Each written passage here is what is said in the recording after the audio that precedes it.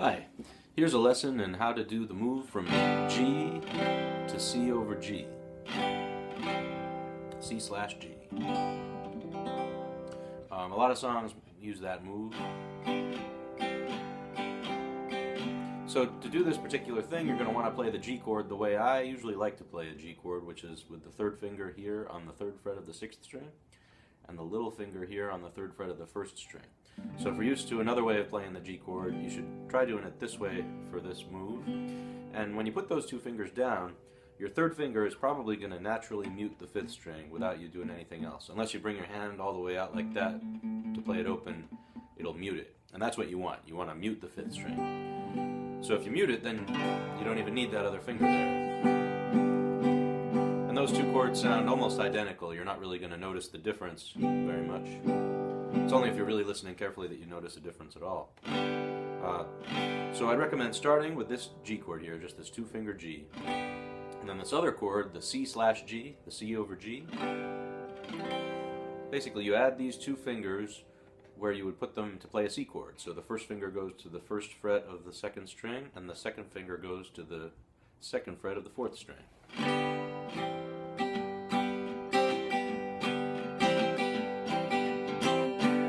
So a lot of songs will do that kind of transition thing. Sometimes people will just use it as a little embellishment on a G chord. And then other times people might use it for something that lasts a little longer and is actually sort of an important chord in the song.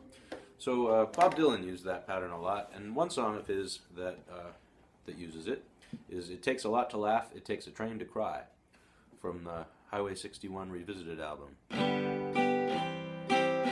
So most of the song is just this going back and forth. So you might refer to that as a riff even. It's like a chord riff.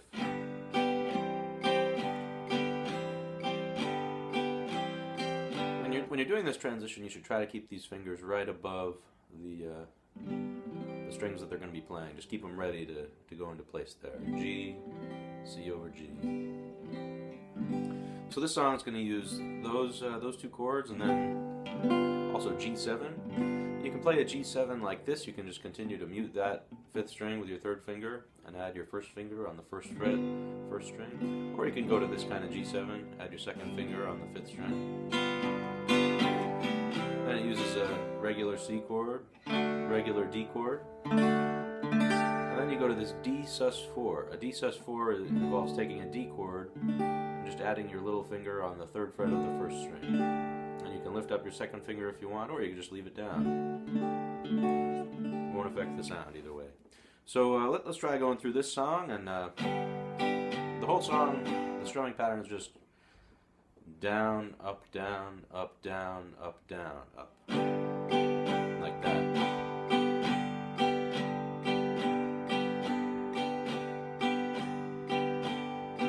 And with that riff, the chord riff, you get this shuffle pattern.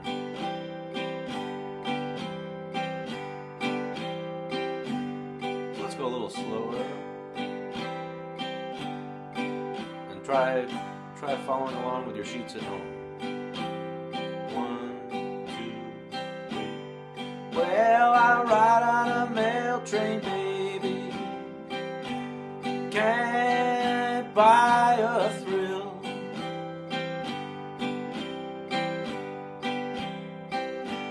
I've been up all night, leaning on the windowsill.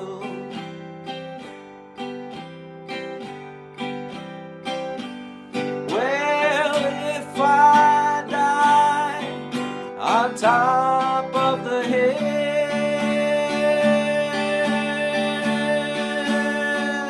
and if I don't make it, I know my baby will.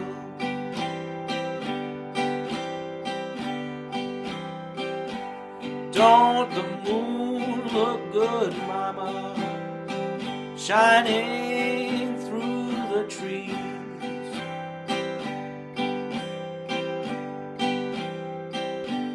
Don't the brakeman look good, mama, flagging down the double E?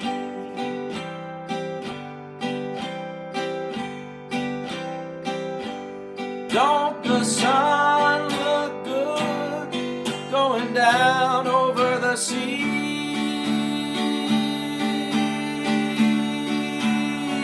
Don't my gal look fine when she's coming after me?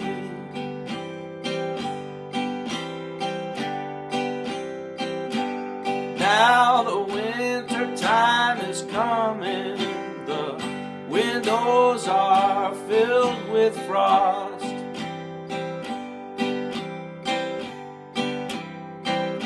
I went to tell everybody, but I could not get across.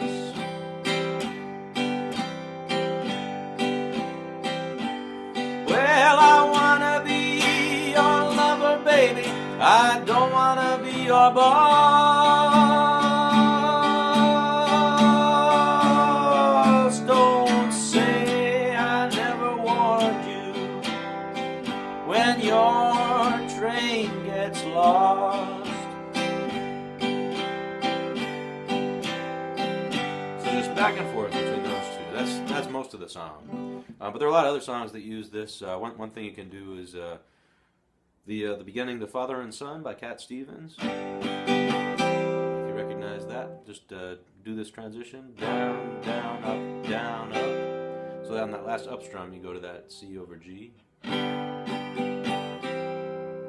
then you go up. You play these notes. You play the 5th fret of the 3rd string, 3rd fret of the 1st string. And then you'd go up to here, 5th fret of the 1st string. And I'd recommend leaving that 3rd finger down here the whole time.